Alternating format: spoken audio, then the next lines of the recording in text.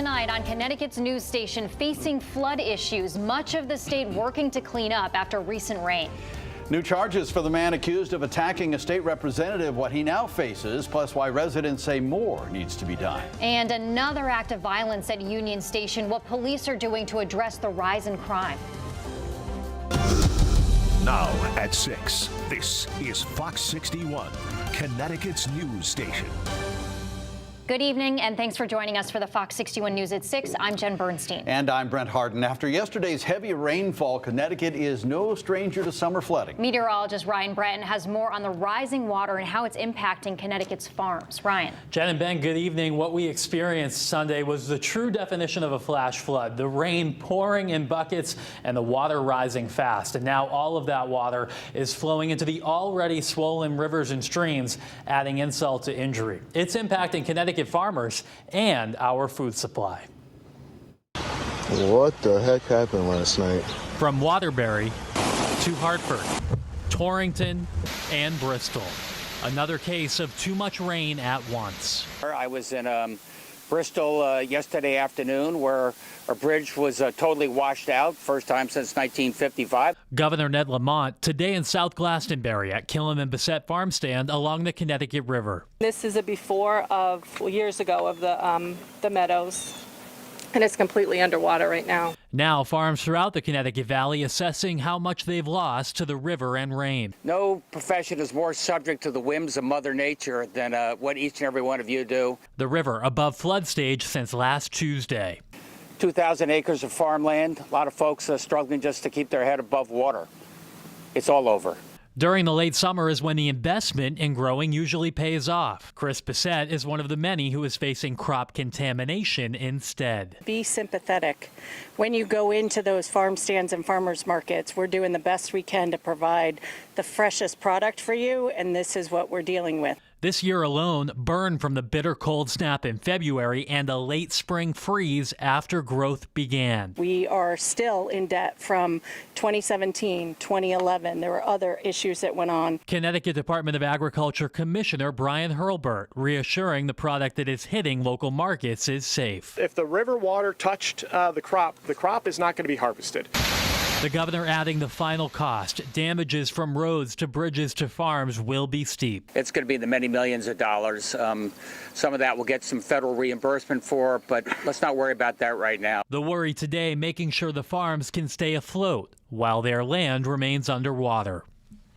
And the state asks all farmers impacted by the floods to report their losses. The estimate will help support the case for a disaster declaration. As for the Connecticut River, in Hartford, it is forecast to fall below flood stage Wednesday, but it will take until Thursday for that to happen farther south. I'm meteorologist Ryan Breton, Fox 61, Connecticut's news station. Thank you, Ryan. So the question is, when will the rain end? Chief Meteorologist Rachel Frank joining us now.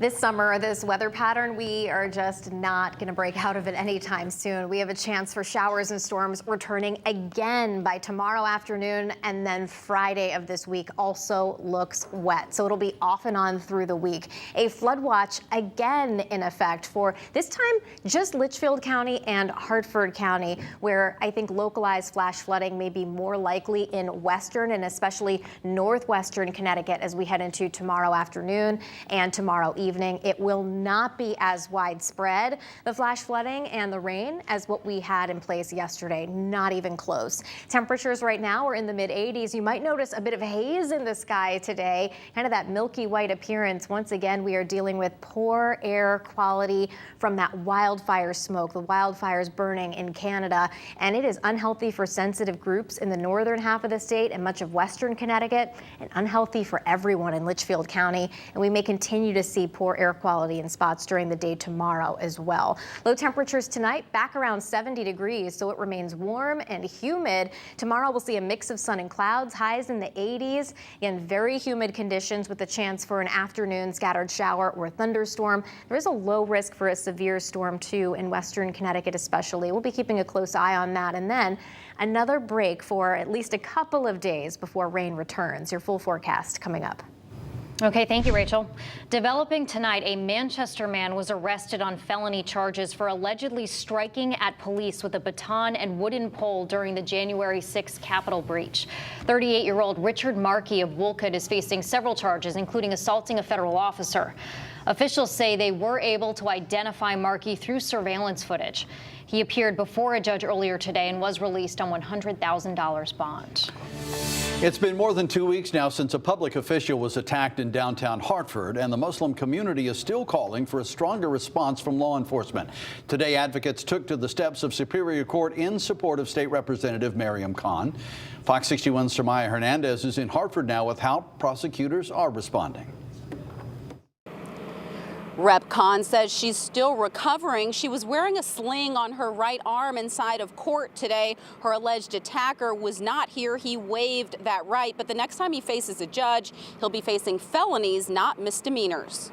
Representative Mariam Khan, more than a year into her tenure as the first Muslim member of Connecticut's House of Representatives, now referred to as victim in documents, but not facing the court process alone. If she was a woman of any other faith, she would be treated differently. Islamic leaders from across the state rallying in front of Superior Court in Hartford Monday, where the 30-year-old New Britain man accused in a violent public attack was slated to face a judge. Advocates say critical information was left out of initial police filings on June 28th, the Islamic holiday in which Khan was attacked after leaving Muslim prayer service at the XL Center. No mention made in the police report about her wearing hijab or that her children were present. He was targeting her religion. He attempted to kiss her, and then he proceeded to beat her, brutally beat her. Attack sent Khan to the hospital. A week later, Hartford police announced the addition of more documents and video in the report. State's Attorney Sharmise Walcott says she's been reviewing that material and, as a result, upgraded all charges facing 30-year-old Andre Desmond.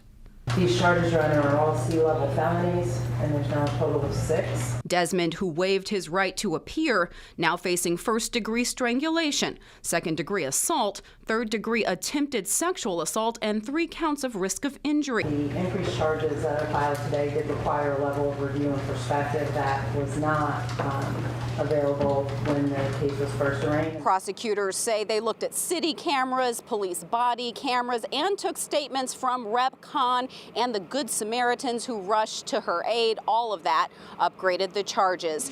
In Hartford, I'm Samaya Hernandez, Fox 61, Connecticut's news station. Samaya, thank you. Now to New Haven, where a man is recovering after police say he was stabbed inside of Union Station Sunday morning just after midnight. It's now the second time this month that things have turned violent at the train station. Fox 61's New Haven County Bureau reporter Julia LeBlanc is digging into the details for us. She joins us now live on Union Avenue. Julia.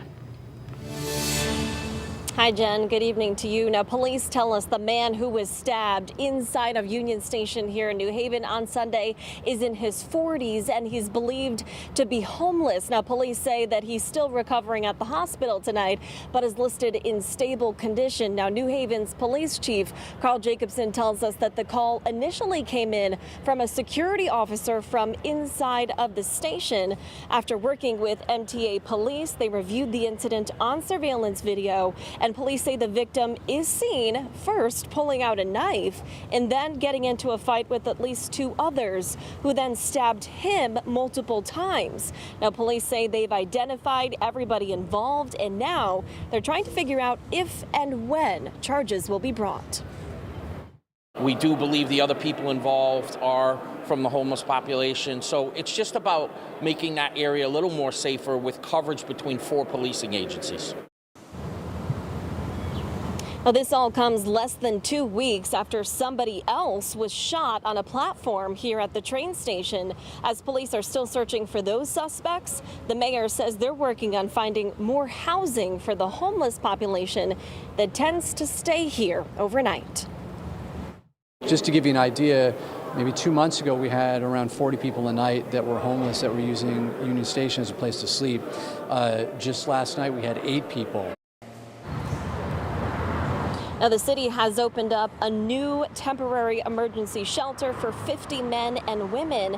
Elliker says city workers have been visiting Union Station and shuttling people to that shelter. Now, in the meantime, as police are looking into Sunday's stabbing, they are asking that if anyone was there at that time, this happened at 12:09 a.m. early Sunday morning, please reach out to them. We're live here in New Haven, right outside of Union Station. Julia LeBlanc, Fox 61, Connecticut's news station.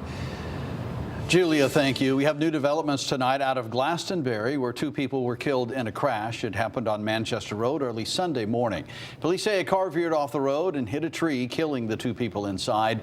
The driver is identified as 20-year-old Uriel Cintron of Marlborough, the passenger 16-year-old Brandon Amiot of Lebanon. No word yet on what caused that crash. An investigation is ongoing. Manchester police are investigating a domestic dispute that led to an officer-involved shooting. It happened at a home on Main Street last night. Police say they responded to a call of a man and a woman arguing. When an officer attempted to de-escalate the situation, the man confronted him, causing a physical dispute. That's when police say the officer pulled out his gun and shot the man.